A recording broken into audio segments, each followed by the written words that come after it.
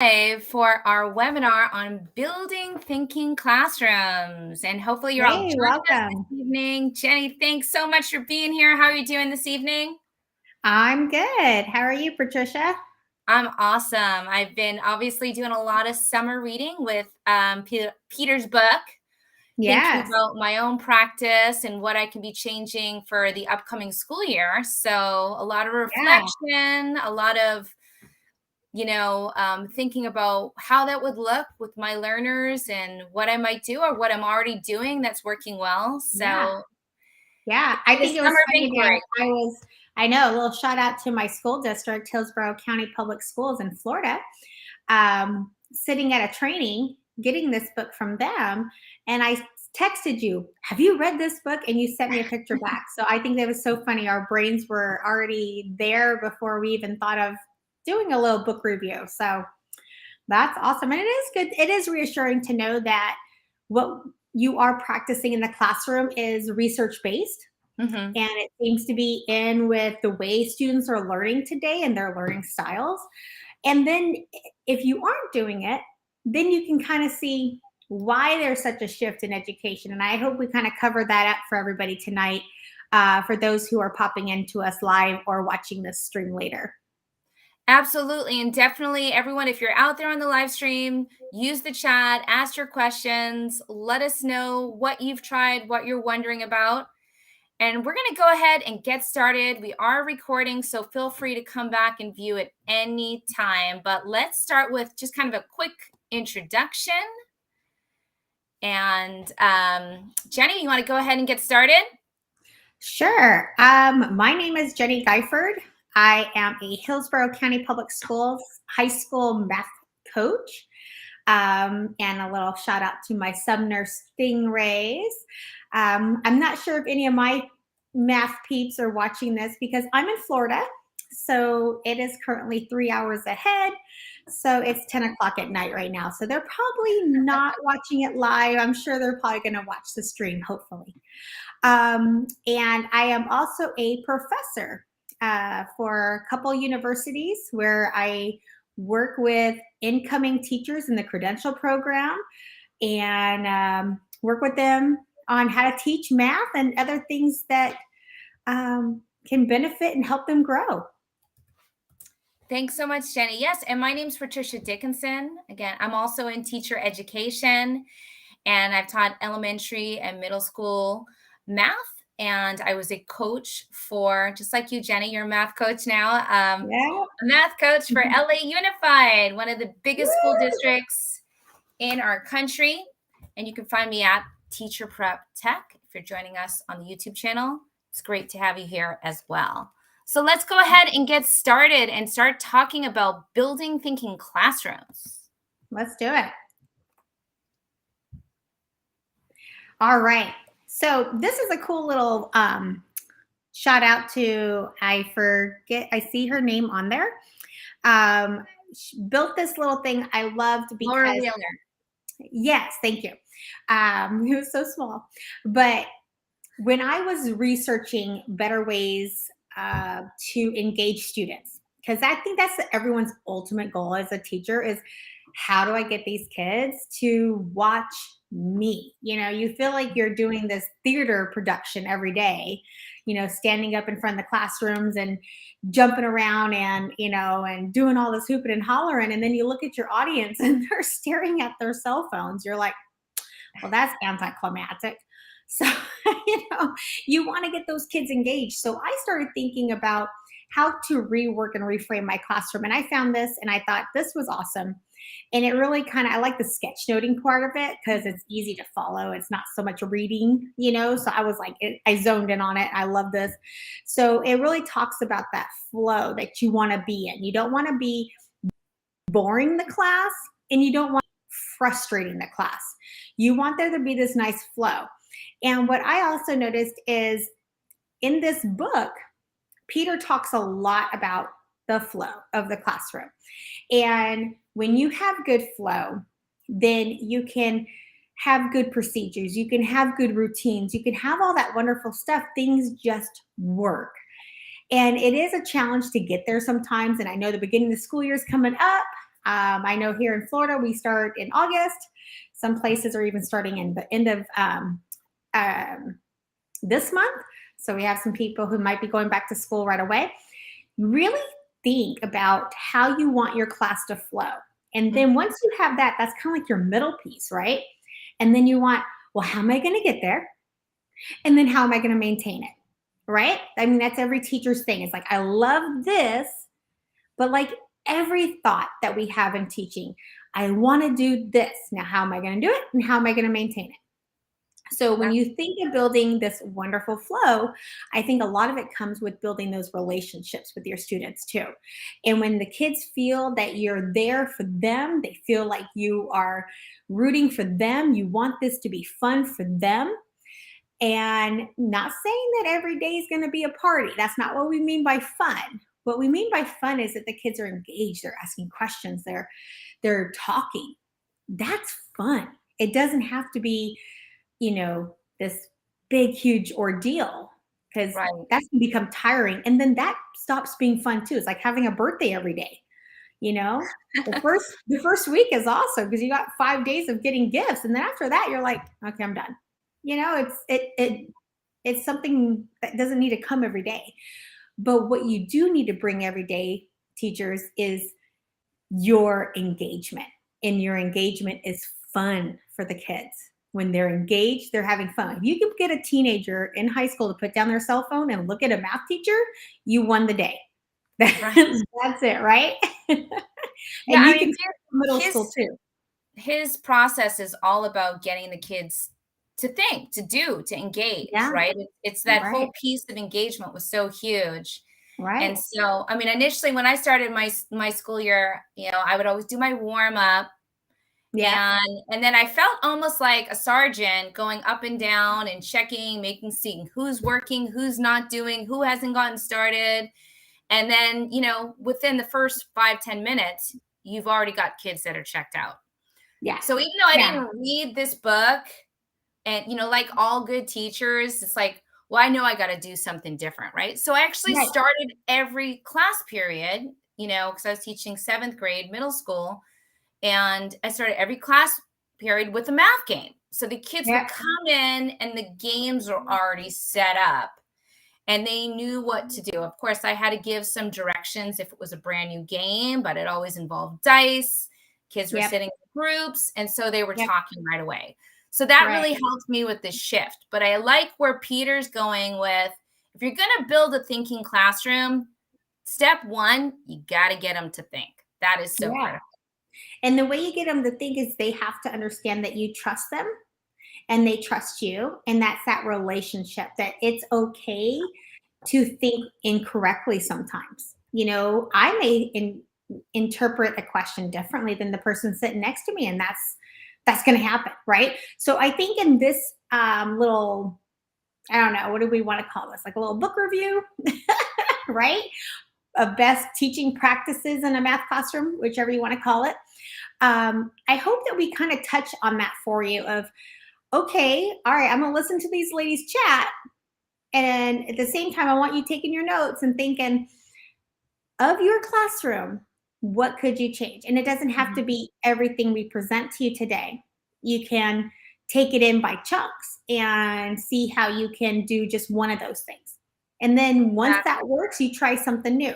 I never encourage any of my teachers, veteran or brand new, to revolutionize their whole entire classroom in one sweep, because Right. you will develop some sort of issue very quickly. Yeah, I think I could see that causing a lot of anxiety. I know for Yes. me, one thing I'm gonna try is, I mean, I'm still gonna do the games because that worked really well, but I'm probably gonna start trying to begin with a problem and Yeah. getting and defronting the room more so that the Yeah. kids are up and moving. But we're Yeah. gonna talk about all these big ideas All right, from let's get Peter's going. book. Let's do it. So let's do it. And here's All right. another Well, this is great this is one of visual. Peter's images from his book. It's his model here. I'm not going to read it verbatim here, but he's basically showing that flow of how it kind of intertwines, if you will, through the different layers of his good teaching. Let's just call it that. I mean, we're all good teachers. We're all good teachers. What we're looking at is teaching, is how we deliver, how we implement, how we assess, right? And I think with being in education, I've been a teacher, as you know, Patricia, I've been a teacher for 21 years, all from California. All right, just moved out here. But I got in 21 21 years years, I too. can say my teaching style has changed dramatically. I almost kind of want to go back to my first 5 years of teaching and apologize to those students. Right. I want to be like, oh my gosh, I was like not the nicest, I was not the best teacher. I was, because when you come out of the credential program, you think you have to be a certain way, and and you're afraid to try new things. And I hope we have some new teachers on here right now who are thinking, hey, you know what? I'm going to show up to this school. I'm going to do my jam. I'm going to do my own jam. I don't care Absolutely. what Susie next door is doing. I'm going to do my own thing. And I just didn't have those guts to do that. And I after about 5 years, I started going, this isn't working for me. This is not my learning style nor my teaching style, and we need to change it up. And that's what Peter's showing you here is when you go to change things, you want to look at these different elements of how it flows throughout your classroom.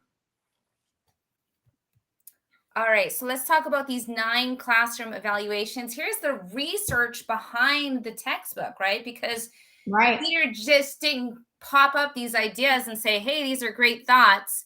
He was visiting 40 classrooms at 40 different schools, looking at classrooms where there were English language learners, classrooms where there was public schools, private schools, high income, Charter low school. income. Yeah. You got it. And really thinking And he about, did this over a course of many years. I mean, I think right. one of his documentations that I saw online, he started in 2015.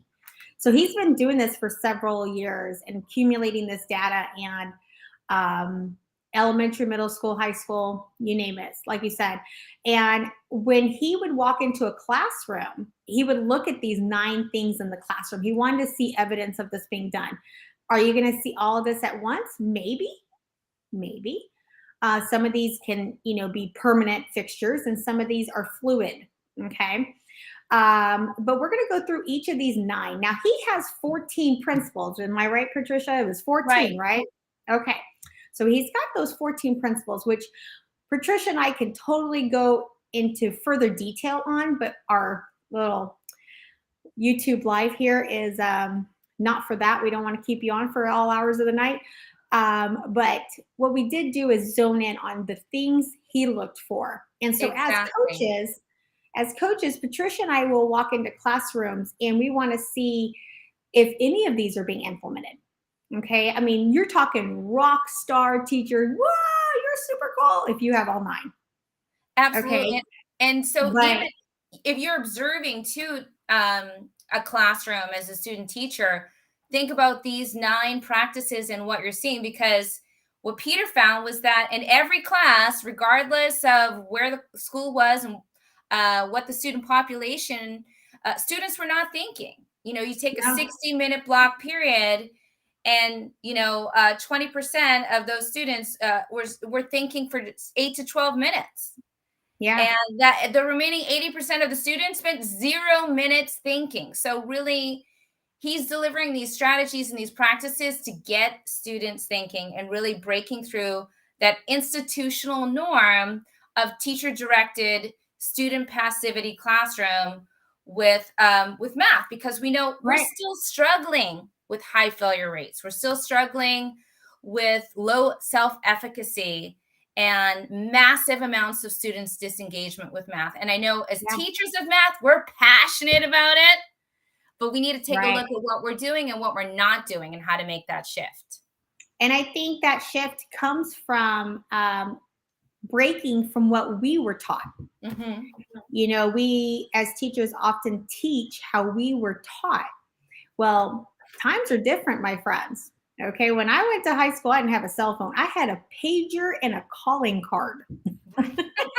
This was, we were cool if we designed little codes like 411 or, you know, whatever. I forgot all the codes now, but we didn't have the distractions these kids have today. Plus, we also, many of us did not have the burdens a lot of these kids have today. Right. I have worked in low income, I've worked in high income. And I can tell you right away, a kid is a kid. They're all going to come with some sort of personal baggage, if you will, that they bring with them to the classroom. Having money or having no money does not make a child any different than another child. It's what they have experienced. And some of these kids have experienced quite a bit. So, and they probably were back in our day too, Patricia. I think it just wasn't as widely known to Right. educators. So we taught, we sat up at the board and we gave notes and we told them the test is on Friday and here's all your homework. You have to do at least 3 hours of homework a night, blah, blah, blah, right? And that's how I started teaching. Like I said, I wish I can go back to my first few years as an educator and take those back and apologize to those kids. I mean, I still had a lot of kids who were performing really well, but as time went on, as my 21 years went on, I look at the kids I'm teaching today and the kids I was teaching 21 years ago. There's no way I could teach that same style. And that's education. It's constantly evolving, right? That's why Exactly. we have researchers like Peter and a whole bunch of other wonderful educated researchers out there who are putting these works to, to a book and to workshops and practices and such. So the 9 tasks here, we're going to go through these real quick and kind of um, talk to you about what they are. And Dr. Dickenson is watching on live right Yeah, now. we've If you got guys some do have questions. questions, yeah, if you have those questions, go ahead and post them. Feel free to interrupt us. We're going If to talk you, about the keep thinking questions. yes, But let's get started with just unpacking the kinds of tasks that Peter yeah, talks about in the book, because this is kind of a big overarching piece of right. a good math program, right? Is asking good thinking questions. So, um, Yes. And it's also getting that, like you said, getting that teacher off the whiteboard. mhm, Okay. And it's how do we stop direct instruction and how do we start giving the accountability and the learning portion of ownership to the student, and us as teachers are more monitors or coaches in the classroom. We're not teaching anymore, we're helping, we're monitoring, we're coaching them on. So this comes from Edutopia. They did a big research article on building thinking classrooms from Peter's book as well. So I am going to give them a shout out because some of the script here was taken from their article. And they're talking about students should begin with learning to problem solve. mhm. Okay, that's the biggest component of math. Here's a problem. How do we solve it? Right? And Peter says before you do that, in the efforts of building relationships with students, start with non curricular tasks. Give them something real world, something related to them. Right. If you see that you have some students who are gamers, like they're really big into Roblox or whatever, these games that they like, or Minecraft. And you ask them, how do you level up? Or how do you do this? They could sit there for hours and tell you all their skills on how to take care of a game or how they got to the next level, how they persevered and learned their tricks, right? You could also give them things like dots. He talked about like a dot chart and Right. just having dots. How many dots do you see? Which way did you count the dots? Did you go side to side? Did you go vertical? Did you make it into a shape? That's how you remember how many dots, whatever. Something that's not going to be tied into math per se. Mhm. Number Okay. talk for grade or number talk visuals. I know, I can't remember the person's name, Exploding Dots. So there's a Yeah. lot of resources that are already out there, but I love what you said, Jenny, about it doesn't need to be grounded in your standards and the curriculum and the grade that you're at. It could be Right. anything real world that is gonna get them to engage, and those Right. non-curricular tasks should happen within the first 3 to 5 minutes of kids starting the class, starting your math. Right. And this is great building, team building for the beginning of the school year. So teachers, we got the school year coming up. Can you believe it? Oh my gosh. But we got it coming up. So when you start thinking of your first week of school and how you're going to get to know those kids, instead of sitting there reading your syllabus, which sounds like Charlie Brown's teacher, wah, wah, wah, wah, wah, wah, wah. Okay. Even when we read it to our well, we don't read it to our college students, Patricia, thank goodness, but do any of them actually read it? No. So, so believe me, we have that issue with the adults as well. Don't spend time with that stuff. Spend time getting to know your kids and how they think and how they perceive the world. Now, Patricia is going to chat with you about scripted circular tasks. What did you learn about that one? Yeah, I mean, if you read the book, he gave a wonderful example, which was the task of the tax collector, where Yes, that he was a great begins, one. yeah, he begins by asking a question that's based on students' prior knowledge. And Yes, so then he uses that to extend, right? Extend their thinking and get them to engage in a task that will allow them to work independently, right? So right. it's kind of like it's like riding a bike with training wheels, right? It's Yes, giving them a little bit of support, saying, yes, you can do this. Remember your prior knowledge and skills that you know, and then getting them to extend on that. So right. I think I did one last year. I found this, if you've played the game Prime Climb, Yes, and we were doing yes, factoring expressions, and I knew, my kids, based on my assessment data, that they probably would need to know some prior knowledge about, prime and composite numbers and factors of numbers and things like that, and multiples. So I went mhm, on the For the Love of Math site, and I found this wonderful visual of all the factors, and we looked for patterns, and we had a great discussion, and they got to color code all the factors and find the common multiples, and then right. like a launching point into the lesson on factoring expressions. So it was a great scripted curricular task. I actually got to see the kids feeling pretty efficacious about doing the math, and it was fun. And of course, it included coloring, which is fun too. It's a great visual. Yeah, you get to add in that art piece. Kids like that. Yeah, but I love the tax collector lesson too. I thought that was really good. Yeah. It's a good, juicy, scripted curricular task. And Jennie and I are And going to share. it's great how he prompted that task too, because he didn't give the kids any idea that they were doing factoring. Right. It was, I okay, didn't pick a either in number. my It was test. something as simple as pick a number. Any kid in your class can pick a number. Even if they say it in a different language, they can pick a number, right? So the kid would pick an envelope, and then inside that envelope would be another number, and they had to then take away those numbers, right? Well, later the kids start to realize the numbers that are in that envelope are factors of that number. And so they start seeing them being removed. Have you taught anything? I haven't taught anything, right? All of a sudden you'll have one kid go, oh, that number divides into that number. Bam, you're done. Now, if we had gone up and just told them, let's talk about division. Oh my gosh, that's Right. like everybody's favorite word, right? That and fractions.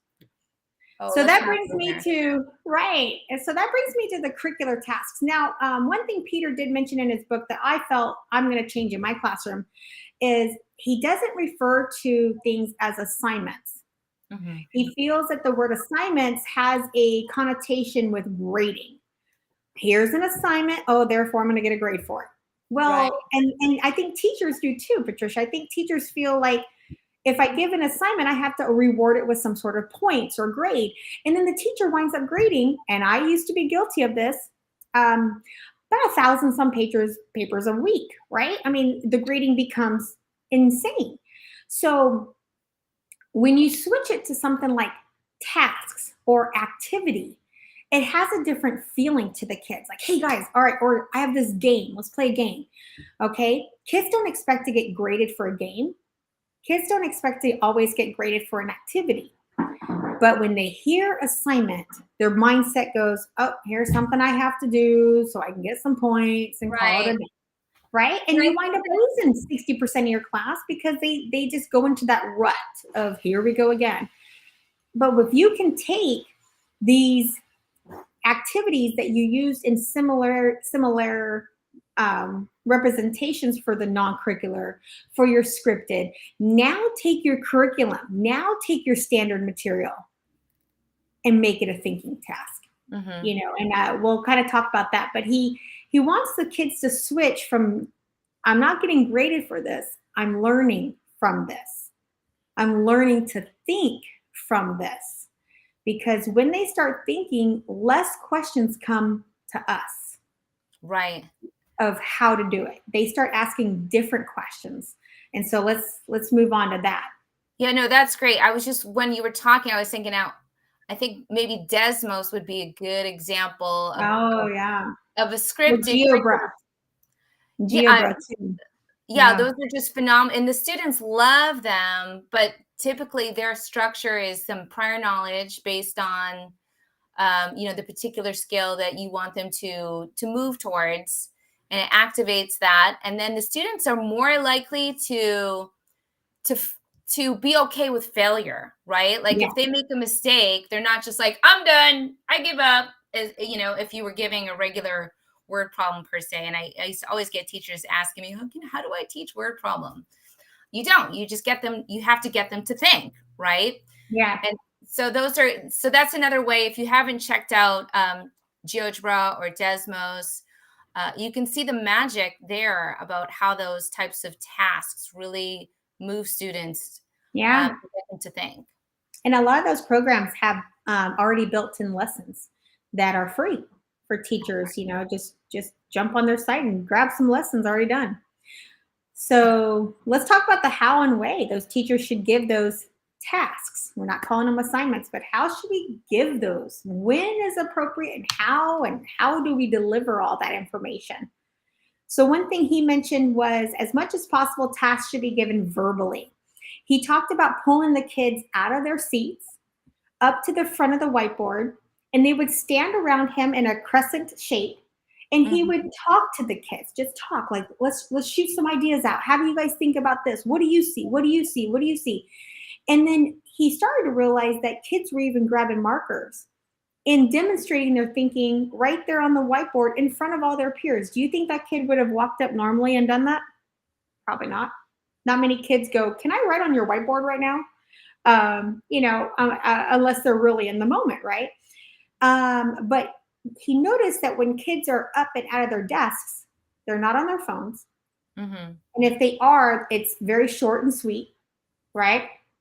They're not distracted by other elements in the classroom, things like that. So he started to get them out of their seats. Now is a great time to talk about those tasks and giving that to them verbally. Or pictures. So many of our kids are visual learners, especially in the world of mathematics. They need to see it. Like, what does it look like? So show them the data, show them diagrams, show them the long expressions, Exactly. things like that. So And I know verbal. Joe Bowler's doing a lot of work on the data science. And if you haven't Yes. checked out her site, there's already a bunch of data talks that you can use to have these types of conversations, right? Because we want to get our kids talking, because that's a sign that they're engaged. Yes. Well, and I always tell my students, when you can teach it or talk about it, you know it. So let's talk about notebooks. Okay, so he did talk a bit about notebooks. So we're talking about tasks here.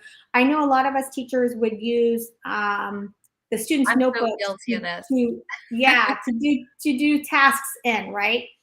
And that's fine if students need a place to write their work and record their work.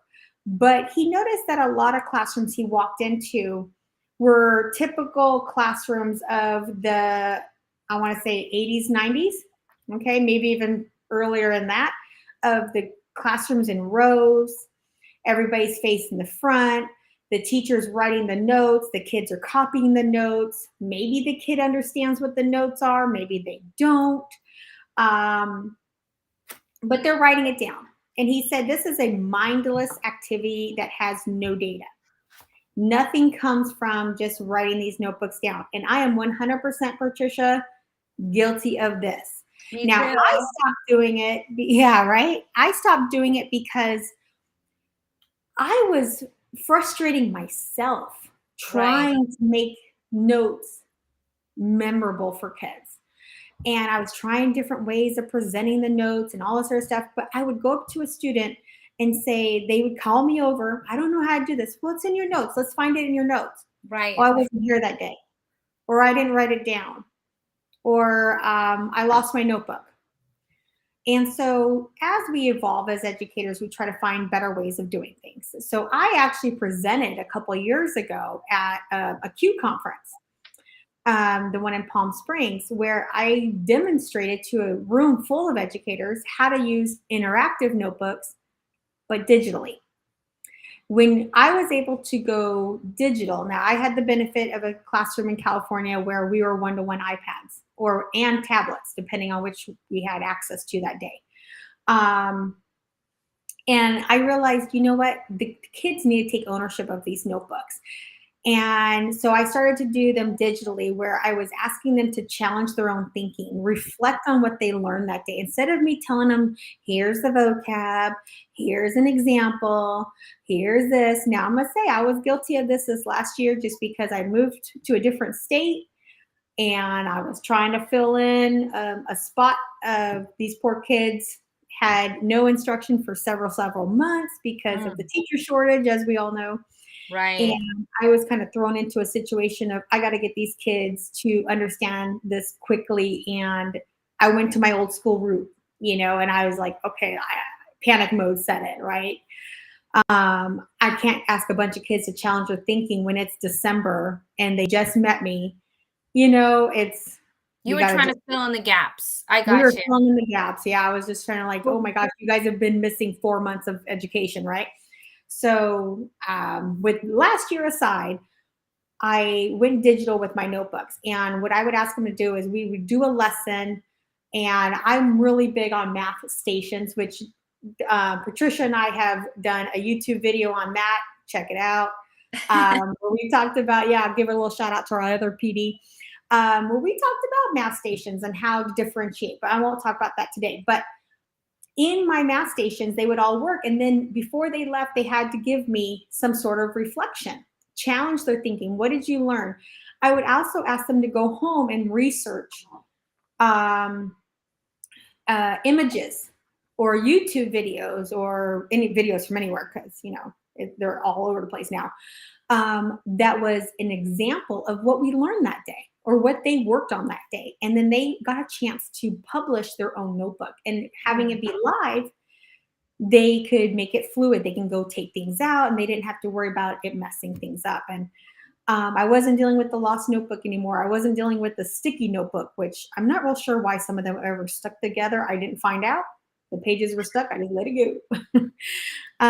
But they got to use them on informal assessments. They were showing the possibilities. It showed the students learning. It was like a portfolio of their learning. So back to school, not back to school night. What's the second one? Oh, no, it is back to school night or open house. Back to school. I know what's going on next up. All I know is I had to show up.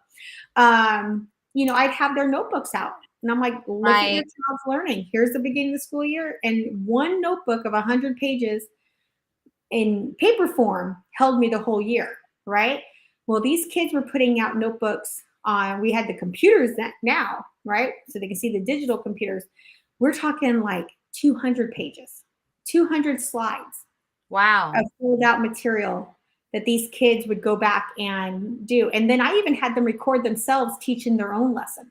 That's awesome. I mean, that's a great way to kind of ditch the paper teacher notes. And as Peter talked about, is it needs to be student created. They need to have ownership. And so your approach to creating it, making it interactive, I always did the table of contents in the paper notebook and they were just a hot mess and I got frustrated looking at them. Right. But you presented in a way where they could collaborate, they could make it interactive, they could hyperlink to, good videos or things that they found, and they can own it. Or they would even take pictures, like you said, they're working with groups, right? They would take pictures of their work and boom, boom, boom. A lot of the kids had the app right on their phone, right? And they would upload that image right into their notebook, and that was their proof for that day. So then they had their image, and then they would reflect on what that image was showing.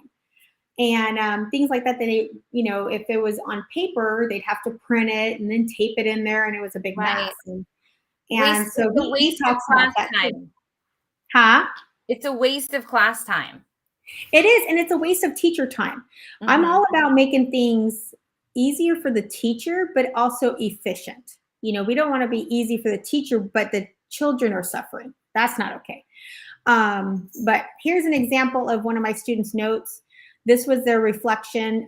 We were talking about parallelograms and stuff, but you'll see right next to it, they have worked out the assignment with their group.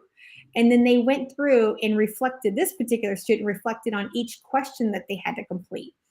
And this is handwritten. However, what she did is she likes the lines. She didn't want to type. Right. So she did it on a piece of paper, took a picture of her paper, and uploaded that to her digital notebook. Awesome. And so this would be example, as Peter talked about, having those multiple tasks, throughout, so that they're continuously working on a task after a task. And then they're reflecting, writing maybe a note to themselves, reflecting, and that way they can reference that so they know what they did, how they did it, Right. and what they learned. Right. And I even like this one. If you look at B at the bottom, it says B is the difference of the two heights. Like wrote herself a note, like difference is the actual of subtraction. Right. That, Nice. yeah. So went back and used the words that were used in the question. So I think not using this as an evaluative tool, which I have been guilty of using Oh yeah, notebooks. me too. Me too. But I using graded it them as for a years. tool, using it Yeah. as a tool for students to help them learn, to help them reflect, because Peter talks about really, which I love, those soft skills like grit, perseverance, self-reflection, Yeah. the soft skills that are really, when you think about it, going to get your students to persevere in mathematics. Because Right. if your kids have that mindset where it's fixed, they're not going to persevere through a challenging task. Right. Right. So But let's they talk will about on something group. they're engaged in, they will. So let's talk about groups. There's different types of groups that Peter mentions. And this image here is talking about strategic grouping, where you're looking at the educational versus the social. You're looking at how productive this group would be if I arrange them. Now we all do this as educators. I am not putting that friend with that friend. Like Patricia and I probably wouldn't be in the same group together because we chat the whole time, right? But what kind of chat are we doing, Patricia? Well, if we're engaged, we're going to chat about the assignment. Okay, Exactly. even though her and I are friends, and we have this, friendship that we love to chat, and we're just kind of those kind of people. If we were always purposely separated, then you may never see our potential to work together. So I actually did this year with my a couple high school students of mine. Oh, they talked all the time. I had them on separate ends of the room and they still chatted. It was continuous. I finally said, all right, I'm gonna put them next to each other in the seating chart, right? Well, I didn't tell them that. They came in, I had a new seating chart because it was time to change it up. And his name was Chris. And he walks up to me, goes, hey, Miss G, I'm sitting next to Eduardo. And I said, I know. He goes, but we're friends. I said, I know. He goes, oh, so you know we're together? I said, buddy, I put you there. And he was like, oh, okay. And I said, but I'm going to trust that you're going to get your work done and you're not going to interrupt class. And he was like, yeah. And can I tell you, Patricia, they were great. I That's think awesome. because I allowed them the chance to show me what they Yeah, absolutely. And it all comes back to relationships and knowing, and the kids knowing that you trust them. I love his But strategy yeah. of using the visibly random groups with the card Yes. Yes. and I doing like that the in deck of front of the cards. kids, because Yes. he talked a lot about like just doing random groups, which I've done, and said, oh, I'm going to have you work with these groups today. And the kids know, they pick up on it, but when they see it and they know it's random, Yeah. what he found was they're more likely to kind of move through those stereotypes or beliefs they have about each other as well. Right. Right. If they start to see, like, she keeps saying it's random, but I'm always sitting next to this person, Right. or they start to realize random does not work that well. They start to be really good at problems and probability and statistics, right? But I liked his. He would stand at the door. He said teachers would stand at the door and fan out a deck of cards, and the kids would grab a card, and let's say it was the ace of spades or whatever, right? They would go and find that table group for the number, and then the ace of spades seat. So they had this, like, they chose their own fate. One of the things because I'm techie. So one of the things I like to use was Flippity, Mm, flippity.net. It's right. free. You upload your names in an Excel spreadsheet, and it's kind of like, if you've ever been at one of those conferences, Patricia, where the thing is spinning around and you're watching all the names go by, and then you're like, is it my name? Is it my name? Because you're wanting to win something. Right. It's that type of thing, and you can change it up. You can make it different each time. But they sit there and watch, and then every time the person's name gets chosen, you click on it, and that person's name is taken out of the Oh, random nice. order. So they start to see it dwindling down.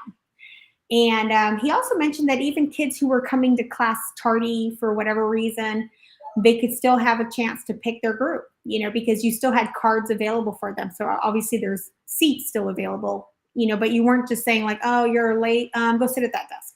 You Right. know, they still had a choice. So it eliminates those social barriers.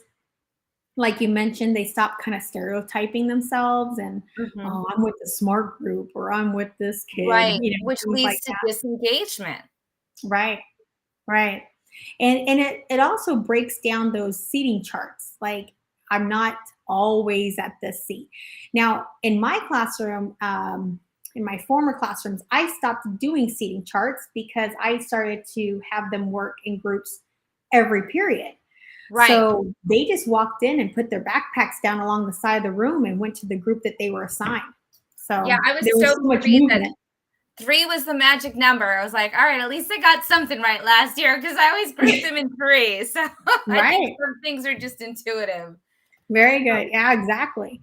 So Who this found it comes from funny too, it was Edutopia. They said yeah, Edutopia mentioned how groups frequently, for the purposes of both extending their work and getting help, they were able to like look around and see what other groups were doing. The teachers would kind of train the kids that they were not the first person to ask questions to, which I know a lot of teachers, we do this ask three before me kind of thing. right. But they got into going, hey, next group, what did you guys get? Did you guys also get this? And that talking, even if they don't know what they're really asking the other group, how that other group responds kind of prompts that conversation to keep going, and the other group's not going to just say, oh, we got 5, just put down 5. Well, I need to know how you got 5, because we need to know how you did that so we can do the next question, something like that. So but yeah, I thought that was really good. But it really encourages that interaction between those students, and especially those ones who are stuck and need that extension of help. And it's not coming from us, it's coming from their peers, and their peers are going to Exactly. speak that common language. Yeah, I used to do a lot of carousel activities in my class, and then Yeah, they would go around with Post-its and ask questions or extend each other's thinking and creating that interactive space, where they're helping each other, right. which also, it creates a different classroom climate, right? When they're Yeah. collaborating and connecting with each other as well. And they're also not afraid to be wrong, because they know that if they are wrong, there's someone there that's going to kind of re-guide them, or redirect them. And then we learn from our failures. I don't know where that became such a stigma of badness. Like, I Right. always tell kids, when you started learning how to walk, your butt fell down a few times, I can guarantee it. You will. I I mean, my love two it. kids, they didn't just pick up and start running. It was a lot of Exactly. that top heavy, And they all stuff. walked at different times too, which is, just kind of where they're at in the classroom too. I think so often they look to their peers for validation, and they see their peers perhaps being able to do something with ease, Right. knowing what Yep. happened, what grit and hard work they had to put into that, and then they start judging themselves. So Right. Exactly. Well, like I mentioned, I stopped doing seating charts because I started to do workspaces. And he calls them VPNSs, that's vertical right. non permanent surfaces, right? Mine was exactly that. Okay. I went out one year and my husband and I bought shower board, and we cut them into pretty good sized squares, because you have some tall students, you have some short students, you need to have a good, median for everybody. And I posted them all the way around my room. Wow. Now, this idea comes from my buddy. I got to give him a shout out, Ed Campos. He's a Oh, yeah. uh, oh yeah, you know, he's a big math guy in California. Amazing educator. He does lots of PD as well. And I went to his PD at the Q conference, and he talked about 360 math. If you Google 360 math, I'm sure you'll see Ed Campos pop up. And he had us up out of our seats in this conference of all these teachers, exactly that picture right there, almost, right? Where we're all Right. walking around the room, and we had to pair up with groups of 3 or 4, if, you know, because it's a conference. And we had to work out some, you know, little silly problem that was on the board, right? And we would sit there and we talk about it and stuff. But because we were up out of our seats, we were instantly a little bit more engaged, because now it's The blood's abnormal flowing. to be standing around all day in your classroom, right? That's not the norm anymore. It's like I come in, I sit down, you know, and they need to be moving. And so the kids started producing, you know, this kind of thinking, just having them up out of the room when I was teaching, you know, or when I was explaining. But when you physically look around the room, I started to teach from the center of the room, where I could stand there and I can look all the way around the room and go, yes, no, try again. Oh, I love that. Or I'd walk over, and like one thing Peter said is my kids all used black expo markers. One, because they were the easiest to erase, colored sometimes is a little harder on those shower boards. Right. But I would walk around with a blue or a red or whatever, you know. He does mention to stick to one color every time. Right. And the So that's teacher something has I'm a going to try. different color. Yeah, I was trying different colors all the time. But he says when the teacher uses the same color, the kids notice that was the teacher's writing, not some other kid's writing. But when you see a group that needs an extension or needs that kind of little helping hand, if you walk over in with your color, give them that help, other groups will turn and look and go, oh, look, Miss G just wrote down Right. da, da, da, da. Okay, oh, now we get it. And they start getting help without really asking for it, because they're looking around the room to see where is this going. And you can see even with little kids, they're going to do this. They're going to, you know, like this little kid in the Vans sweatshirt, he's completely looking at somebody else's board. You know, he's Yeah. like, what are you guys doing? You know, I want to see what you're doing too. So, At but least he's able to go back and tell them what to do. right, right. And this is, and you know, even if they're not strong in math, they can look around a room and relay information. Like, hey, Mhm. hey, you know, Patricia just wrote down the 12. Uh, oh, we must be doing multiples, or we must, oh, that's what we're doing. You know, even if we were wrong, then they might look at another group and go, okay, don't look at their group anymore. Let's look over here. But they're researching, they're trying to find a way, rather than sitting at their desk going, I don't get it. I'm not doing it. I don't get it. You know, and giving up. Give them a lifeline. And he calls this defronting the classroom, which means there is no front anymore. Mhm. Okay. There, you know, even if you don't have whiteboards like I did. And by the way, that cost me $200, Patricia. That was it Wow. for like 20 some whiteboards around my room. It was amazing. My husband came in and drilled them in.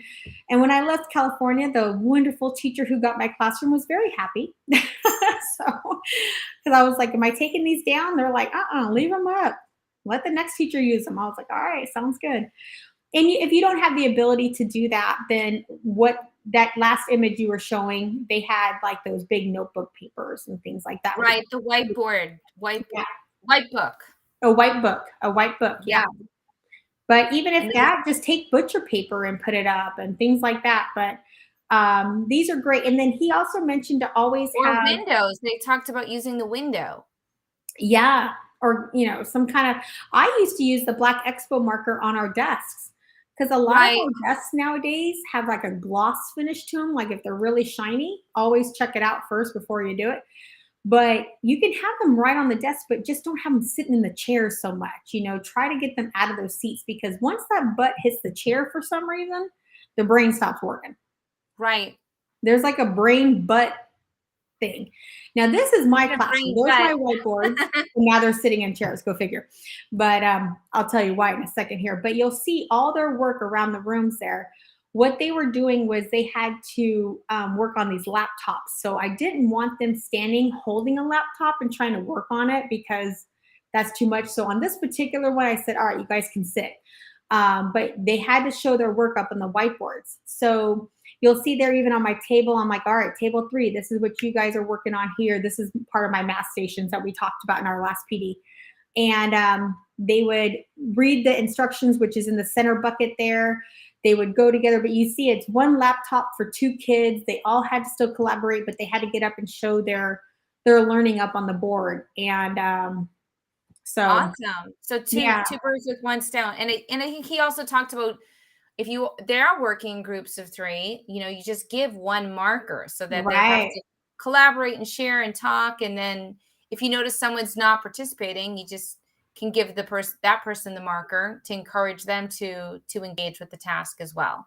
Right. You know what I also did too? I gave each kid, like the expo markers sometimes come with like a red, a green, a blue, a purple, whatever, right? Each kid got a different color. And I'm like, you can't sit down until I see all colors on the whiteboard. Oh, that's cool. I like So that. even if the kid who's holding purple and has no clue what they're doing, now they're forced to ask their friends, what do I need to write? Tell me. Oh, and I also told them they couldn't write their own work. Right. They had to turn and write someone else's ideas. So I would turn and go, hey, Freddie, what do I write? What's my next step? And he would sit there and dictate to me, all right, you're going to subtract here. You're going to borrow from here. You're going to distribute here. And I would be sitting there writing what he says. Right. So there's so many ways you can change this up, but no, I love that.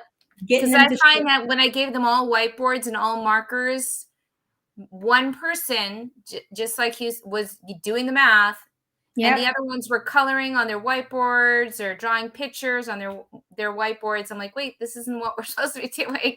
Exactly. Yeah. Yeah. Exactly.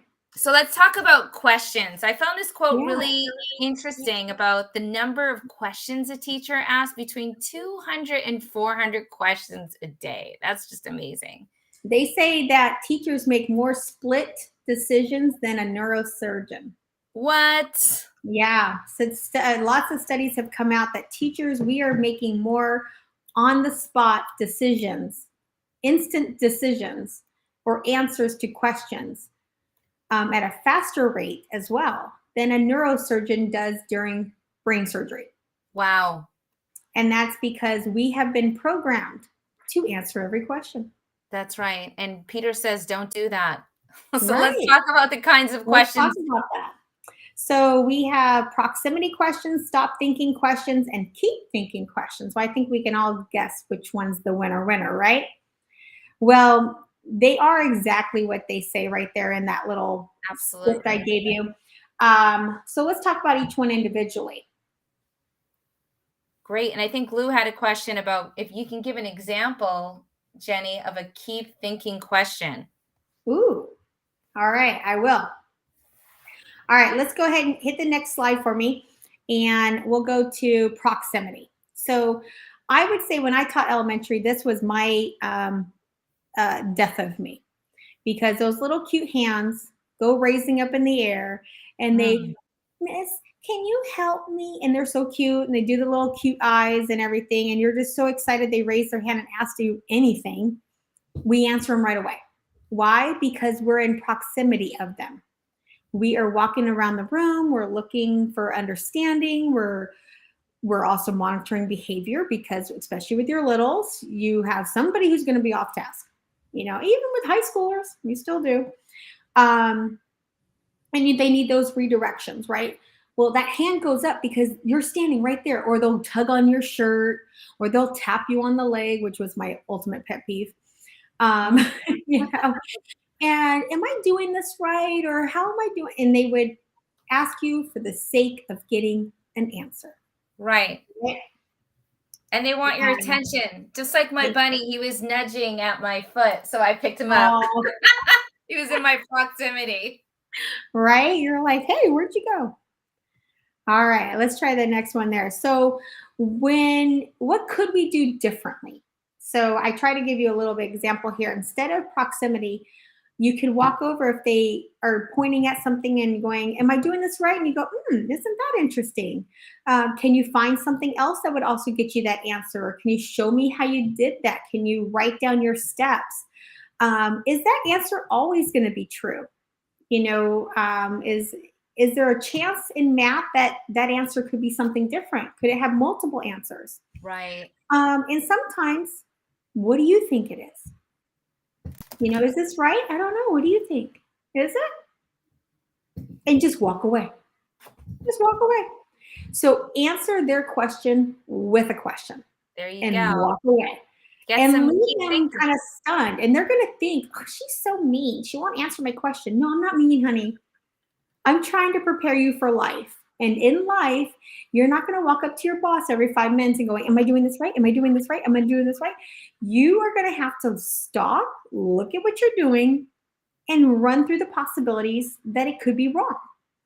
And if it is wrong, what are you going to do about it? Right?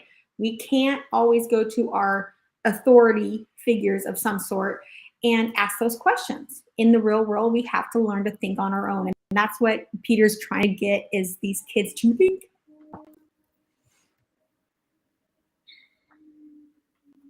All right. So stop thinking questions. You want to chat about this one? Stop thinking questions. Sure. Yeah. So these are the questions that obviously you read. They take the form of, do we have to learn this? These Right. are paralyzing questions. And, we want to just walk away from these types of questions because they stop students from thinking.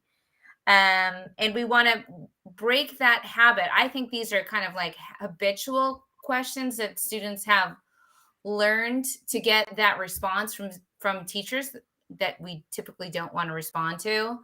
So we have to be just mindful of these types of questions and not let them get us off track as well, Right. in terms of getting our students to think and to persevere in a challenging task.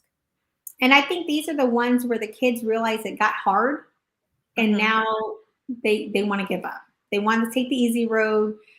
They're tired for whatever reason, So let's replace it with what sounds good. Yeah. I mean, does that make sense? That's a good one. That's, sometimes when especially with the littles, when you say like, let's start with something basic, right? To my kindergarten teachers, when they come up to you and say, that's a triangle and it's clearly a square, and go, does that make sense? Right.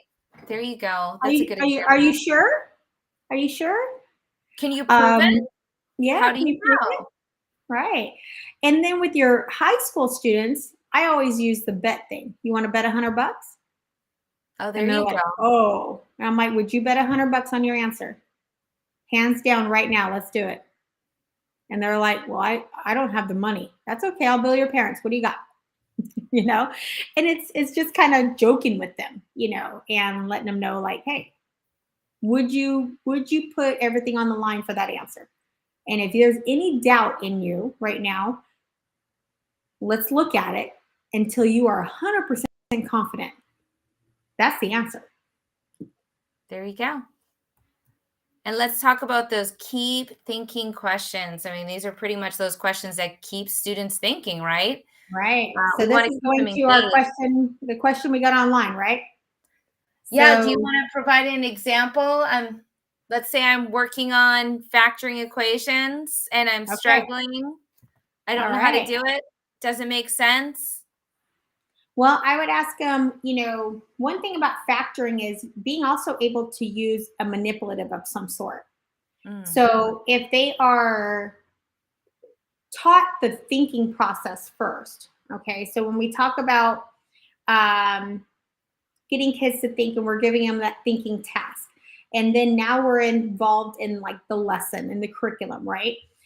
Handing them back those movable manipulatives and letting them see how you can take a whole and factor it into little pieces, right? And so when they start learning to factor out equations or expressions, they can realize that, oh, well, 6 can be broken down into 2 in 3 times or 3 in 2 times. Oh, okay. So I need a 3. Okay, because I'm looking for 2 things that when I multiply them, add to this, they add to 5, but they factor to or they multiply to a 6, right? So they start seeing that number sense. And by handing them those manipulatives. So to get them to keep thinking is by asking them those questions to them that I'm trying to think of an example off the top of my head and I'm drawing a blank because I'm talking at the same time. But you want to engage them with this at hand. And a lot of times they're asking for clarification. So let me first start there. These types of questions that are coming to you are coming to you from kids who are already thinking. They're asking you for refining it. Right. Because their brain's going big, kind of like mine right now, where I'm trying to think of an example and talk at the same time. Their brain's going big and they're asking you to narrow it down for them. So they might say something like, does a positive and then a negative, does that mean we're going to be adding 2 numbers that then multiply to this? Or does that mean I'm maybe subtracting those 2 numbers that then multiply to this? When they're talking about factoring out those polynomials. And that's a clarifying question. These kids Right. are thinking, and they're providing you proof that they're thinking. So let's take it to a little person's perspective, long division, right? Or any division, to be honest, doesn't even have to be long. If you're asking them, 3 goes into 14, and they know that 3 times something is not 14. They know their 3's times tables. Maybe they have their chart next to them. They may ask you, does it have to go into it evenly? And then you would say, well, can you show me proof that 3 can go into 14 evenly? Well, it's not on my multiplication chart. Okay, there's your proof. If it's not there, then you're talking that you're probably going to have a remainder or a decimal or however, or a fractional answer at the end, depending on what age level you're working with. That's that keep thinking question, is they're trying to figure out if they're thinking in the right direction. And then students will ask those in order to be motivated to keep going and go, show me proof. And then the kids show you proof and be like, there you go. What were you thinking? Why did you ask that question? And they're like, well, because it's not on my multiplication chart. So I figured it wasn't going in. All right, so you were already thinking about that. Keep going. Keep going. Take it to the next level. What do you do if it doesn't fall there? Right. Oh, and then they're off and running. But you're not going, well, honey, you're going to bring this down. You're going to find the number closest to 14, and then you're going to subtract, and then you got a remainder. You just stopped their thinking. You stopped their thinking, because as teachers, we want so much just to help them, but our help sometimes can handicap the child too, where they become so reliant on us as educators that that's where their thinking stops. And then when we get students up at the high school level, they're just so used to being spoon-fed that they just show me the answer, or what's the formula, or can you just give us a worksheet and let's just do the worksheet because I'm done with this, Because it's familiar too. I mean, they've gotten into a routine of not thinking and knowing that there's, a formula, or eventually I remember teaching dividing fractions one year, and I was using the illustrative math program. And so you teach it conceptually first, and then eventually they learn the algorithm, keep, change, flip. Right. And when they got to that, they were frustrated at me. They were like, well, why didn't you just show us that in the first place? I'm like, because then you wouldn't have understand. You wouldn't have any understanding. Right. And that's why, in the universities, Patricia, we teach our students CRA model. Right. But I kind of wish they didn't call it CRA model, because a lot of times I start with the abstract, or I start with the representation to hook them in. The representation could be, because it goes concrete, representational, abstract, but sometimes we can start with the representational. We can start with the manipulatives. We can start with the pictures. We can start with the diagrams, and then learn the concrete, and then learn the abstract. Every I like the 5 representations. Yeah. And it doesn't have to be taught in the same order, and I think teachers think my lesson plans have to be this way. No, lesson plans are fluid. They should be changeable. You're never going to have a perfect lesson plan your first shot. And if you are, you better be a 50-year veteran teacher, because I'm 21 and I haven't written a perfect lesson plan right off the start. It's something we constantly go back and critique, and a lot of that is learning how to stop helping. Mm-hmm. And Yeah, that doesn't mean don't. Yeah, and that doesn't mean don't take it this way, because I've worked with teachers who mean like, so you mean I just sit back and do nothing? No, no, no. You're monitoring, you're coaching, you're cheering them on. Or sometimes what I'll do is, if I'm not going to say anything, but I'll walk over and tap on their paper and kind of look at them kind of sideways, and they're like, oh, we messed up somewhere. Hold on. And I'll just kind of like bring their attention to something, or Right. I'll wink and smile like, there you go. You got it. You got it. But I'm not saying no words, but I'm giving them little bits of hints or affirmations to let them keep going. I'm keeping that motivation going. Now, and this kind of piggybacks on the idea, what Lisa was asking about, what advice would you give? I might say, rather, for coaches, is to have them think about those kinds of questions, that, because I think as teachers, we've become so routine in just giving our students the answers.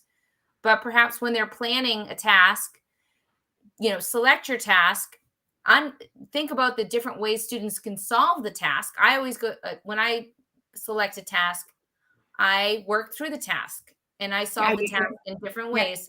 But then I also think about, what questions should I be asking while my students are going through the task, because this is their first time learning this concept or skill. Right. And how can I use those questions to help them to keep thinking? Right.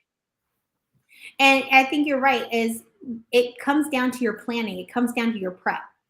And, every day I plan, every day I prep. You should never feel like you can walk in and wing it, because when you're winging your education, you're winging your test scores. I'm going to tell you that right now. Okay. You're letting those kids down. So when you prep and you plan and you're thinking ahead of the game, now, of course, some kid's going to ask you a question you're not ready for, but you're going to be more ready to have a comeback of a keep thinking answer, right? Than just, figuring it out for them and showing them that formula that they want to see, or why didn't she just show us that in the first place? Or when are we ever going to use this, right? I mean, and I always tell my students, I don't teach you anything you can Google. There you go. Right? Get them to do their own research. And sometimes they'll ask you, Miss G, how do I factor this quadratic? And I'm like, Google it. And they're like, I can? Isn't that cheating? You're researching. I love because that. when you pull up Google, as we know, you're not gonna, the very first thing you Google is not your best answer, right? Sometimes Google just picks up on words. It doesn't really know what you're saying. So then the kids have to infer what that particular article or example is showing. Is that what we're learning? Because they could just write it down, but that has nothing to do with quadratics. So they have to have that prior knowledge of what a quadratic is, what it looks like, how to solve it. So when they're looking at an example online, they're like, yeah, that's what I'm learning right there. Let me write that down. Or finding a YouTube ties back video. to the idea of note taking, like, because it's Exactly. personalized. I remember showing math antics videos because I thought they were very cool, but my students were bored to tears with them. So do you remember that? Yes, yes. So here's some things you could also think of as types of student questions you'll get for keep thinking. Okay, so more examples to our friends online asking questions is, can we get to the next one? They're ready to move on. Right. The kids are like, okay, can we go to the next one? Can we go? Yeah, move on. Right? Every kid learns at a different pace. When you say numbers that add to 25, do you have to stick with whole numbers? I don't know. You tell me. Why don't you try it? I'll come check on you. There you go. And then I always like this one is, we want to try to solve this for the negative case as well. Is that okay? What teacher is going to be like, nah, just positive. I mean, holy cow, this kid wants to do extra work. Yes. And it's not work. These are kids who are having fun, right? A lot of times when I tell teachers, you need to have, sorry, my dog went all crazy all of a sudden. When we tell teachers to bring the fun into the classroom, they really think like, I gotta, act silly and goofy. No, that's embarrassing. That could get you on YouTube and you could lose your job. I've seen that. Yeah, let's not get you fired, okay? Bring the fun means bring the engagement. Right. Make it fun. Kind of like when we go to conferences, right? When you're sitting there and you're like, this is cool. All right, cool. I'm gonna listen to this guy. He's got motive, he's got something talking about that I'm interested in. He's asking us questions. I'm doing this. Oh man, he's gonna, I'm in, right? And then I might walk to the next session and it's not really relative to me. The presenter didn't hook me in, isn't animated, and I'm already looking on Facebook. Or I'm already texting. I'm texting you, Patricia, going, "Hey, girl, what you doing?" I mean, that's where we go. I mean, we are our worst students at times, especially like in staff meetings and PDs, right? Because if it's not relevant to us, which the math department is notorious for, because so many of those PDs out there are geared toward language arts. The math department's like, that sounds great for y'all, but I can't use that in my classroom because I don't teach capitalization and punctuation and all this other stuff and revising we don't write like that in math. Our math is reflective, right? So I'm not asking them to write a thesis paper. I don't want to read that much. That's why I chose to teach math, But I think we can say that this type of approach is almost similar to how our colleagues in science approach teaching science, right? It's very inquiry based, right? It's scientific method. Scientific method, so just put on your researcher hat and let your kids become scientists in the classroom and proving things, and that will give them ownership. And Peter talks a lot about that autonomy and ownership and, fostering independence, again, the soft skills that we want to build into our math program so that kids are not just excited about doing the math, but they're confident, right? Yeah. And they're prepared for the real world. Exactly. Yeah. The real world too. So I think these practices also lend itself to growth mindset. Yeah. Which, maybe 5 or 6 years ago when it came out, us math gurus were just like, I love this growth mindset. This is great. I'm going to show this PowerPoint on the brain and the research and, but there was no pedagogy to go along with it. Yeah. And now we have or we had trouble as teachers keeping that going. Right. We're like, it's okay to make mistakes. And then you're marking them wrong for it. Yeah. Like, oh, you got an F on that paper. Wait, I thought you said it was okay to make mistakes. Well, let's bring some clarity and transparency for our students. So let's talk about that teacher feedback, right? Giving those hints and giving those extensions are okay. You can use those, but when to use them. You don't want to stop their thinking, like we mentioned earlier. You don't want to stop their thinking, but what you want to do is maintain that engagement. But if you do see students that need more time, you see students who are struggling a little bit and they can look around and get kind of an extended helping hand, right? But you want to maintain that flow, like Peter says. You want to stay in that flow zone, okay, of his little diagram on that first couple slides we showed you. And you can Google that picture. I stole it off the internet. It's up there. It's not mine. But you'll notice that flow kind of goes right up that I want to say coordinate plane, because we're math people, right? Above it's a challenge where this is too hard. Okay, they're going to give up because they're going to think you're crazy. That's like teaching calculus to an Algebra 1 student. They're going to be like, what the heck is that? Right? Woo! You jumped the gun. You're a little too high. But at the same time, you don't want to take that Algebra 1 class and be teaching them 5th grade math. They're going to be like, this is boring. Right. Okay. You want to maintain that engagement. And it's that balance of keeping things right in there. Just touch the challenge, just touch the boredom a little bit, because some days are going to be better than others. And that's how that's going to kind of help. And that teacher feedback of how you give feedback. Are you giving affirmations? Are you giving little winks and nods? Are you walking over and giving a little check mark on their paper, a little smiley face, like you notice? I use lots of Um, stamps. Stamps yes, and stickers. stamps. Yeah, and he also mentioned in his book, by having kids turn and go, you need to show that to the class. And Right. the whole group that they're working with, so it's not just poor kid being singled out, right? The whole group gets up and demonstrates their learning. And then they call on another group and they're like, all right, your turn. Tell us what you guys did. Your turn. Tell us what you guys did. Until every group has presented a 1 minute, recall of what they worked on. And Exactly. That's such that's a good better way to build feedback. their confidence. And I just want to add that like those extension pieces can also be developed during your planning, right? Yes. Because going in the classroom, you're going to have kids working at different levels or Yes. they come in where they're at. So we want to provide thinking about those hints that we can That provide as support. well as how we can extend it for those kids that are ready for more. Right. Because you have your ELL students, you have your students who with learning deficits. You have students who also maybe have just never been well rehearsed because they've moved around so much. They don't have that foundation under them. Maybe they Right. moved from a different country and they were learning something completely different. I had a lot of kids You never know. homeschooled last year. That was whoa. Yeah. That was a Yeah. Or challenge. yeah. And Yeah, then you have no exactly. data on them.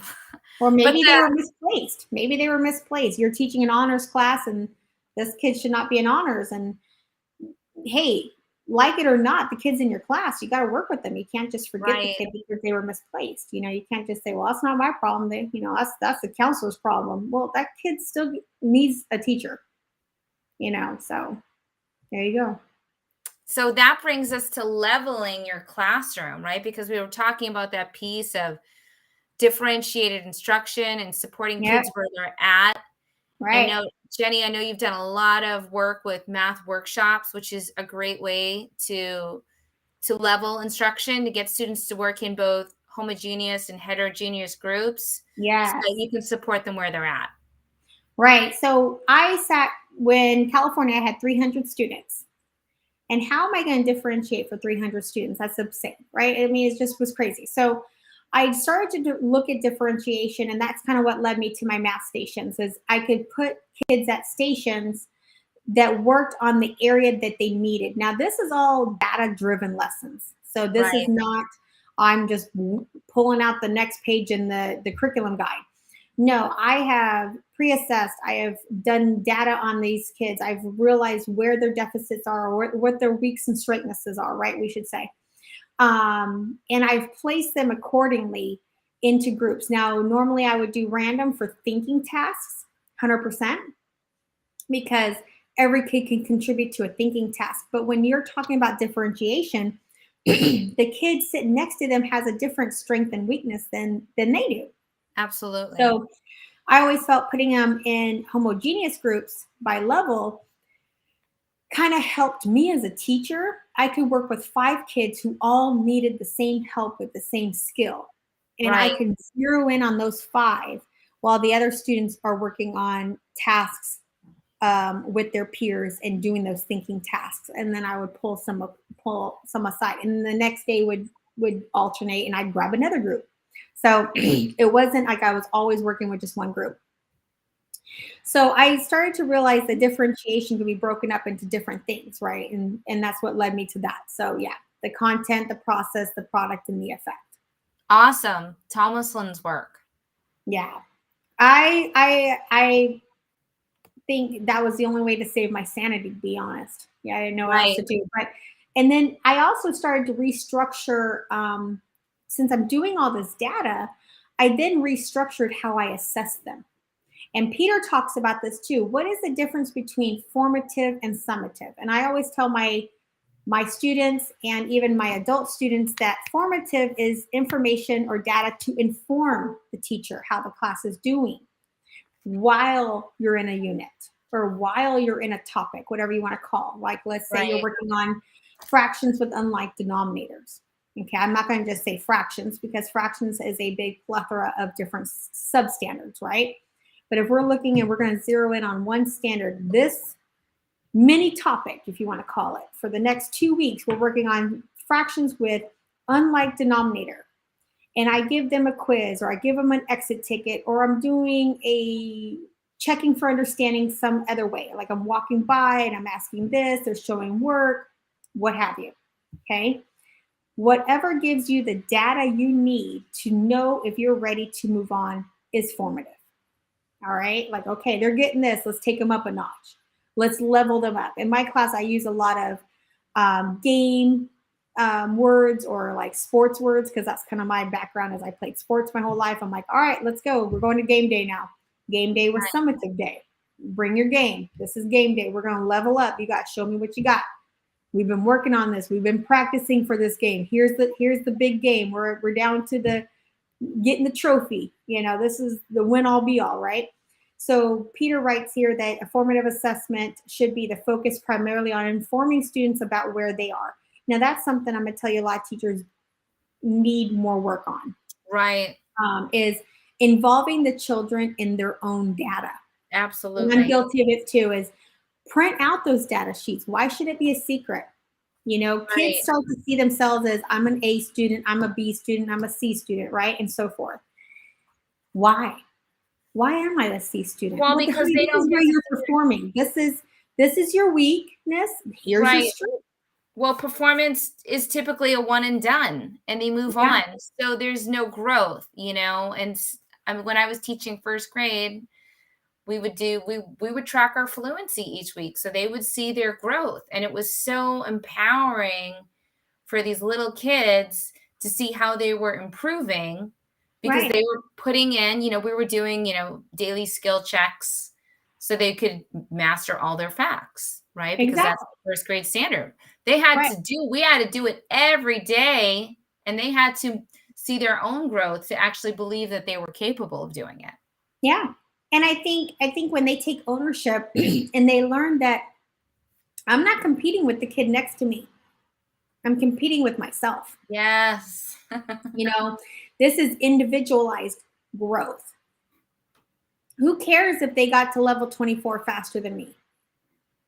I'm growing. You know, and I think educators need to take that mindset as well as you're never done learning. And I always tell people the day I'm done learning, Patricia, I should be fired. Because as an educator, I thought you were going to say you're in the grave for some reason. Right? I mean, if they sit there and tell me, Jennie, you have been doing the exact same thing for the past 5 years, you're not perfecting your craft anymore as an educator, I'd be like, it's time to retire. I'm done. Yeah. Because we talked about that. You put those blinders on and you just go, this is what I know and this is all I want to know and I don't want to see that way. I don't want to see that way. Time to get out of the profession, my friend. Absolutely. Hate to say it, but it's true.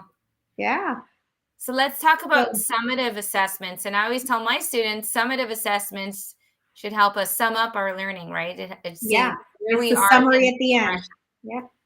And where we are, it's not a dead end street. It's just where you are at this moment in time, and we can continue to grow and to progress. And thankfully, with the Common Core, you know, the standards aren't taught in isolation, right? There is that progression. The skills build on each other. So maybe this year they haven't grasped surface area, but they get to do it again next year with decimals. Right. And here in Florida, we just adopted the best standards. And I went to the training for that. And I was very pleased to see that it had that same sequential progression. Like you could see that geometry starts in this grade and it continues on. So it's not hey, I'm just going to touch the surface here and then we're going to forget about it. You know, you're going to need to know this, honey, because it's going to keep popping up, you know, and we're going to make sure by the time you get to this grade, you've mastered this because learning is fluid. And that brings us to, how do we assess them, right? Mhm. Is that one test going to show you mastery? Or do children need time to show mastery? Not every kid learns at the same pace. Not every kid's going to learn at the pace of your pacing guide. Right. You know, your pacing guide may say you need to be on topic 2 by next Friday, and 50% of your class is still showing below mastery. You need to throw that pacing guide out the door, or rethink your way of bringing this in for the kids and honing it down, or find another strategy or something else, right?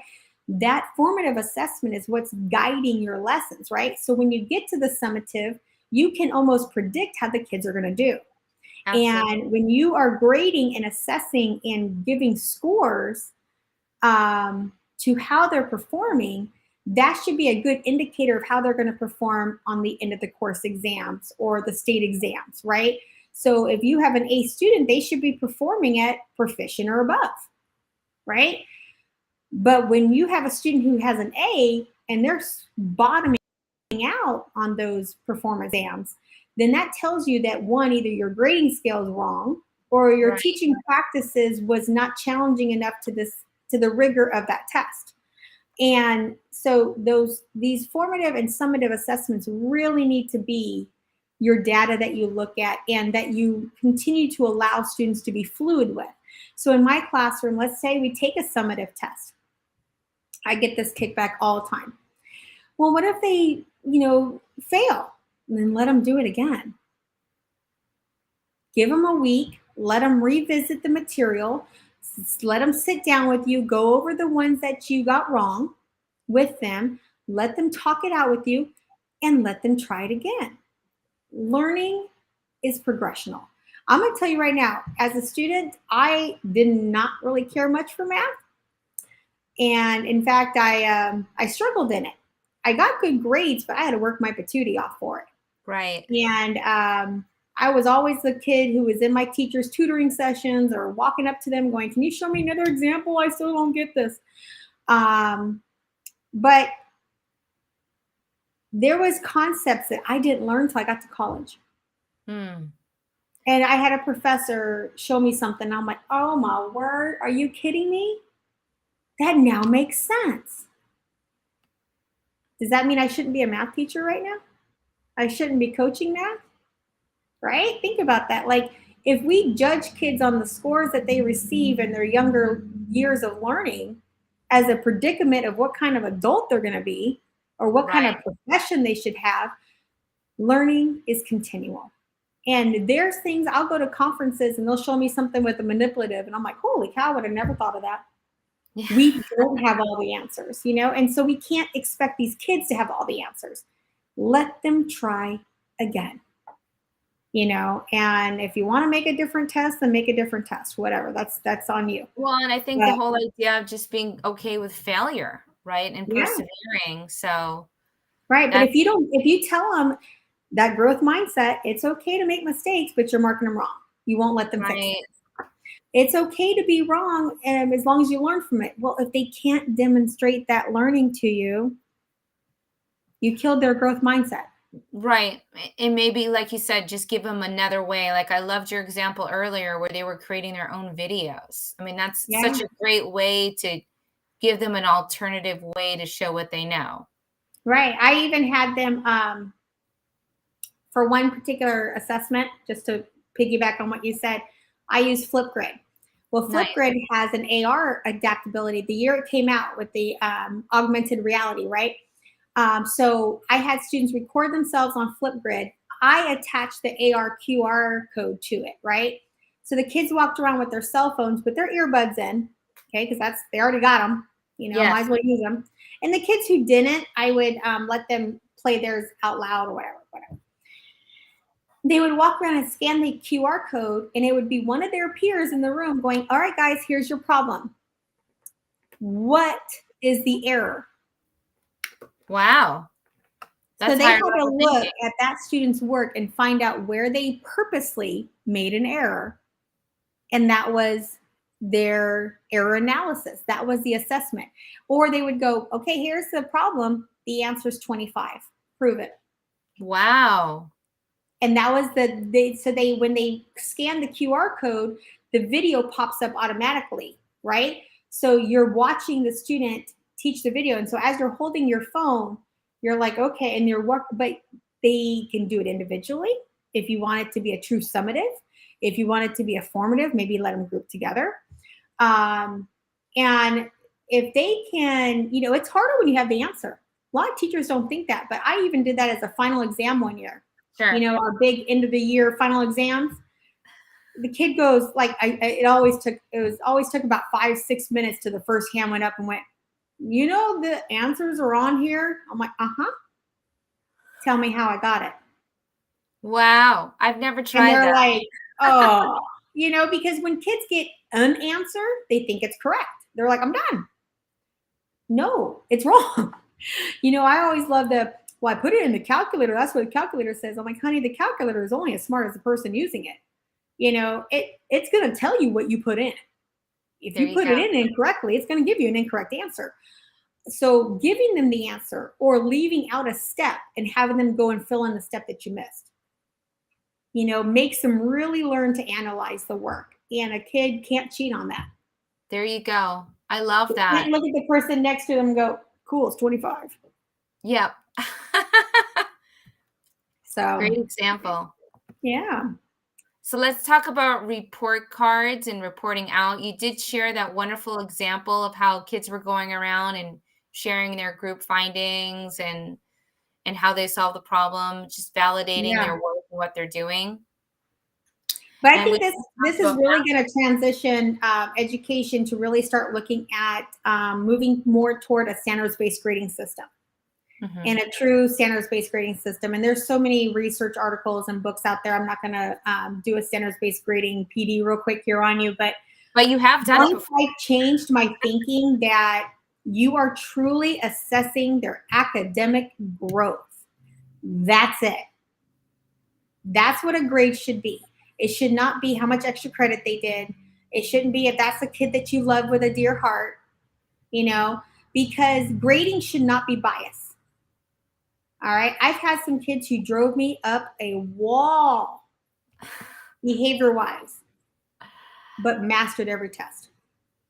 Does that kid deserve a C because I don't like them? No. Right. You can't be emotional with grades. Grades are truly academic. Would you want your paycheck to reflect that? Let's say you have a principal who can't stand you. And they call up HR and go, you know what? Bring them down a couple notches. I don't like them. That's a lawsuit. That's a union issue real fast, right? Yeah. Well, that's how kids feel. And then they feel like my teacher doesn't like me. That's why I have a C. Right. I can't tell you how many kids I have every year who will sit there and they'll rat out the teachers too. They'll tell you about me. I've heard a lot of those stories. Yeah, and they're like, kind of the nice thing about she took 30%. Yeah, she took 30% off because I was a day late. That's not academic growth. She took off 20% because I didn't get my syllabus signed. That was I find that as a parent. I'm like, are you kidding me? Yeah. Like your PE teachers marking you down for not having your syllabus signed. It should be based on your effort in physical education. Right. And you also have to look at some of these kids may come from a home where they didn't see their parents. That's right. Or they have they come home and their parents are at work and they leave it on the counter and then they get up to go to school in the morning. The parents dead asleep and they just leave.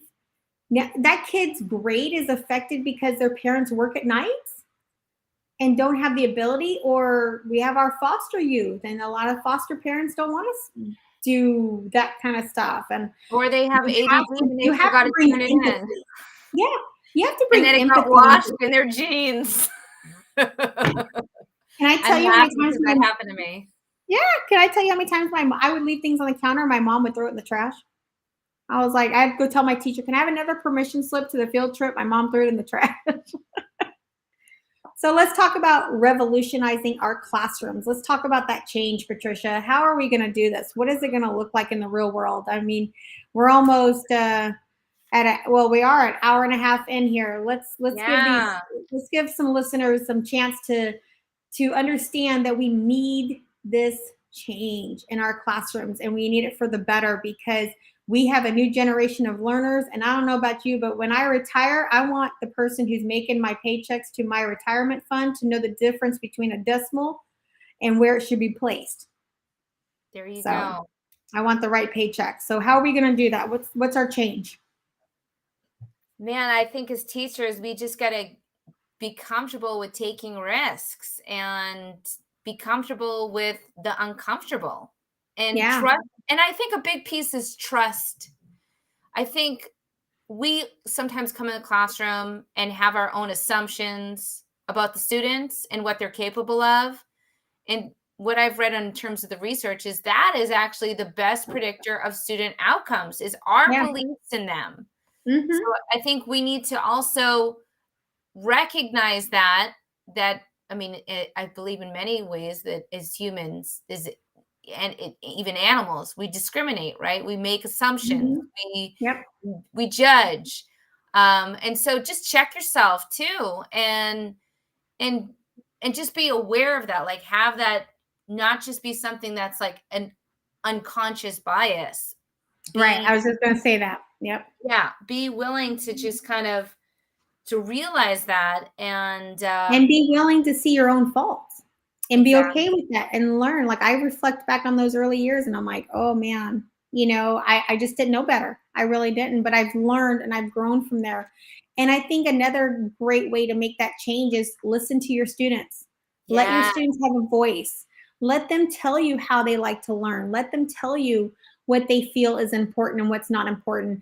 And I mean, there's so much more to this book. I really thoroughly enjoyed reading I this full love book, it. and it gave me so many things, even as a coach, as an educator for multiple years, as a professor, things I was still learning, and things that I want to implement with my teachers in my own classrooms. And I even want to take it to the directors of the universities I work for and say, hey, look, I think this is a style we need to kind of implement for the new teachers coming into the program to prepare them for this. We can't keep teaching them to do the same old lesson plans the way that they were taught 30, 40 years ago.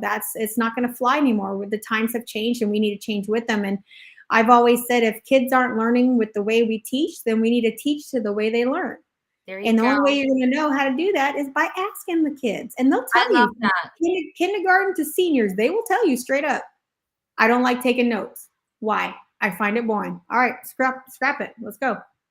Yes, I did What an can we end do of in the what can year we do in replace of that?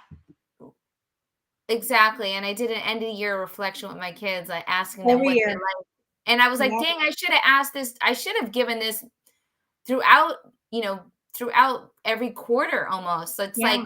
like, be more like, a stockholder, right? And Yeah. ask your student Constituents. Yeah. Yep. constituents, like, what's working? Yeah. What do they love? Like, and then do more of that and Yeah. do more observation, do less judging and more observing. I think Yeah. too, I know myself, I tend to focus sometimes more on the negative, Right. what one person's not doing or what one person's, instead of Or focus that one kid who won't pick up a pencil. right. Don't let all your energy go to that one kid. That one child will come around when they want to. But you got 40 other kids in the room, let's say, that need you now. And all your attention's working on that one kid because they're just doing something you don't approve of. And I'm actually presenting for Google Camp next week. And my whole presentation's on project-based learning. Oh, neat. And yeah, it's something you and Love I it. talk about in our classes at the university level. And I'm excited to talk about that because that was one of my reflection questions. Was every year I give the kids a survey on the course. Every year I give a survey on what can Miss G do better. And kids will tell you, and some are harsh, Yes, and some are sweet and loving. And you have to roll with the punches, but never ask a question you don't want to hear the answer to. there you go. So you gotta frame it that way. But a lot of kids said, I want to do more projects that involve me building or thinking or creating. versus giving me the first 10 problems on the page 96. Oh, nice. Well, So that's good. I was like, all right. So I started to change my thinking. I started to look up PBL, and we started working on it in the university level of trying to get the teachers to think that way as well. And so I'll be presenting at Google Camp for that one next week. And that all came from a survey. So ask those kids, what can I change? And I like how you mentioned, I wish I would have given one in December, because sometimes when you give it at the end of the year, then you're like, oh, well, that's what this class wanted. But, it's kind of Right. like getting those test scores back. And you're like, okay, great. My class last year didn't do that well, or they did great, but that's not a real good predictor of how my next class is going to do. I mean, because you get different kids, you get different learning Absolutely. styles. So sometimes I wish we got more data in the middle of the year so we had time to change things too. Exactly. Love So it. Passion I led us think here.